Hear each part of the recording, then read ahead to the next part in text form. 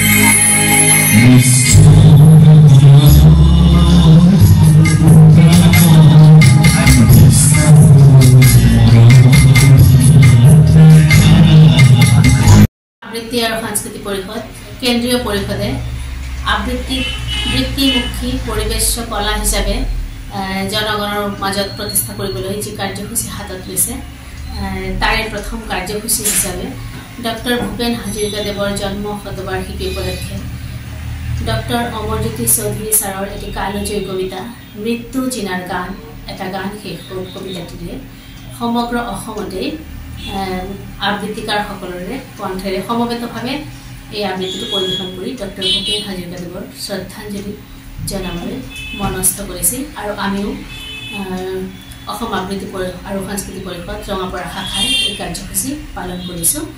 আজি ডক্টৰ ভূপেন হাজৰিকাদেৱৰ শ্ৰদ্ধাঞ্জলি অনুষ্ঠানত আমাৰ লগত আবৃত্তি পৰিৱেশন কৰিছে প্ৰায় 300 আবৃত্তিকাৰ।